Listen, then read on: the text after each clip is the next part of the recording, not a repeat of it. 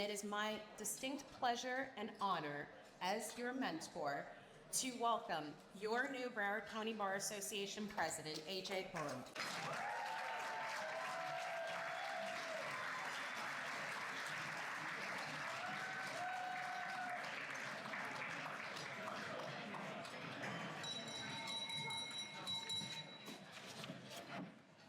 Good evening.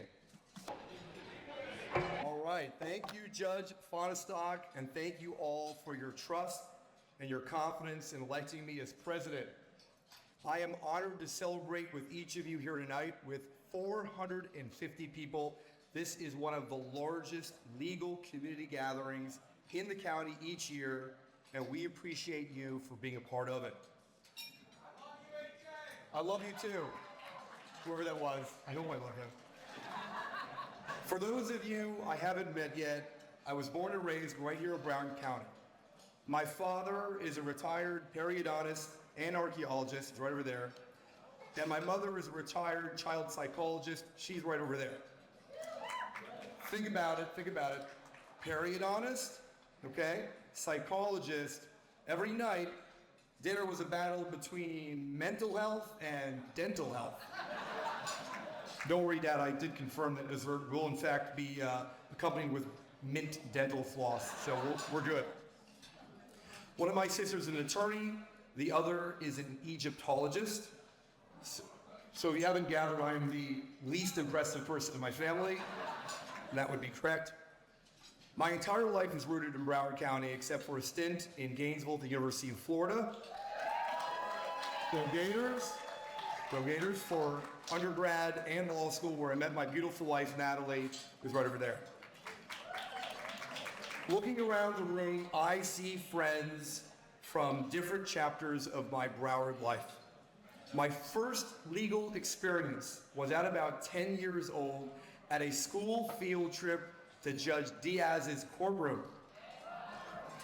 As a teenager, I argued at a mock trial in Judge Ron Rothschild's courtroom, and at that time I was a student at the university school where his wife, Cheryl, Judge Michael Rothschild's mom, was my history teacher. Then there were friends like Judge Fonestock, who I almost met 2 decades ago, about 2 decades ago, you're right, when I was a first-year associate at Gunster Yoakley. But so Judge Fonestock doesn't get mad with me for aging her, let's just say she was 18 years old. For years, I spent hours asking many questions that a young lawyer would typically ask, and she would answer them. And she actually took the time to teach me how to shepherdize a case, back then using the printed books. Y'all remember that? Exactly.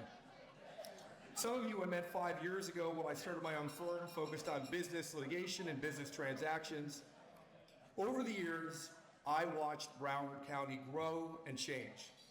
And change is the platform that I will focus on during my presidency. Change for the better. Change that I would like to continue as my 2 daughters, Madeline and Charlotte, grow up here in Broward County and map out their future. In January, we will celebrate our 100th year of existence. And it is a chance to look back and reflect on our history. With almost 4,000 members, we've grown to become the largest voluntary bar association in the entire state of Florida. And much of this growth is thanks to Braulio's leadership over the past decade. Round of applause for Braulio, wherever he is. He's somewhere. But, if we're being honest, our past history also includes a grim period when this organization resisted change and was the opposite of inclusive. Individuals who did not conform to a specific mold were marginalized, often outright excluded, both from membership and leadership in our bar, much like the county at large. During this unfortunate period of prejudice in our organization's history, I would not have been allowed to serve as president, and neither would many of you. I want to say something personal and serious, and I don't often discuss this. That cancer of prejudice that existed, that we spent so much time and hard work to get rid of, is the same one that resulted in my family members perishing in Poland in the 1940s, including my great-great-grandparents and most of their children, my great-aunts and great-uncles.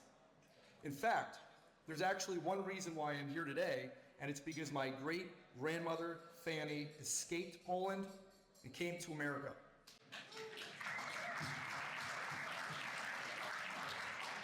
Once here, she and my great-grandfather, Louis, recognized the importance of a community and founded several community movements. And with the community's help, they rescued 45 young orphan boys from the Holocaust. Their families had been murdered in the camps, and the boys were spread throughout displaced person facilities all across Europe. My great-grandparents located these boys and flew them one by one to the U.S. and matched them with adoptive parents in the U.S., carefully ensuring that siblings would stay together. For decades, my family would receive letters from these boys, later men, and their now hundreds of children. This is the power of change when caring people as a community come together. The world has changed. Broward County has changed, and so has our Bar Association. To everyone that has served on our board and our committees and our staff and my predecessors in leadership, you were the architects of that change. To the elected and appointed leaders and judges who are here tonight, you have led us to better futures. Our county must continue to be a beacon of light for those seeking opportunity.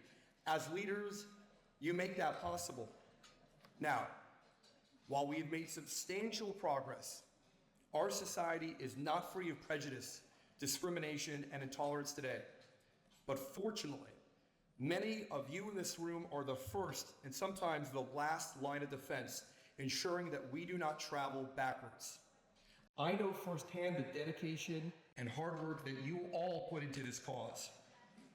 In my new role as president, I pledge to you that I will do everything in my power to keep us moving forward as well. One day, perhaps for our 200th anniversary, members of the Broward County Bar Association, including possibly a few of our great-grandchildren, will gather in a room just like this one. Let them say that we changed things for the better. Let them say that we made our profession and this world more inclusive and welcoming.